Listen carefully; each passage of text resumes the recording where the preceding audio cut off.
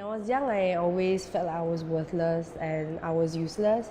So I always used to cut myself, to punish myself because I felt like I wasn't good enough for my family, like I wasn't good enough for my siblings. And I felt like that was the only way I had to cope with all the emotions that I had, that I was just useless. When I shared about my depression to my classmates, they treated me really differently. They started to see me as this frail, overly sensitive person. They were really scared of sharing anything with me, especially things that were slightly sad, because they were scared that I would be affected by it. So it felt like there was a barrier between us when we were talking. It was a big pressure to keep that happy face even when I wasn't really feeling happy at all. My boyfriend Hafiz is a great support.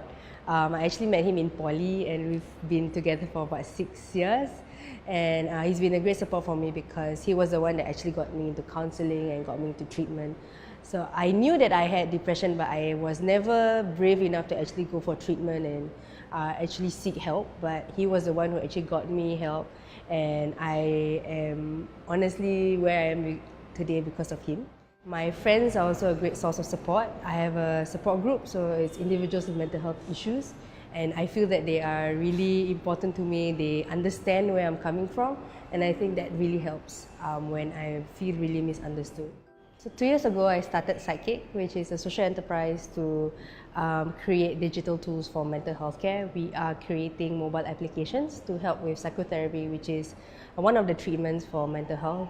We're trying to improve the communications between psychotherapists and their clients by providing a way for them to chat, to engage in between the therapy sessions.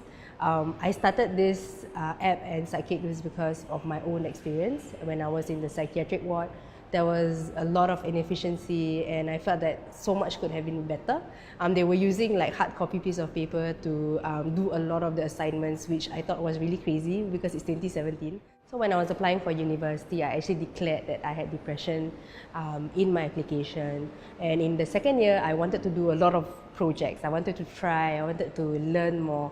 But because my teachers knew that I had depression, they kind of stopped me from doing all that because they were like, oh, you have depression, you can't do that much, you will break down, you will not be able to do this, you will not be able to do that. Just do the minimum for you to pass.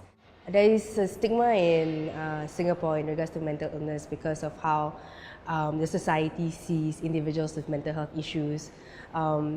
People with mental illnesses are always seen as crazy and they have this very one-dimensional impression that they act abnormally and they can't function in their daily lives, when actually most of the individuals with mental health issues, they live normally, they are in school, they are working, and a lot of them are doing quite fine.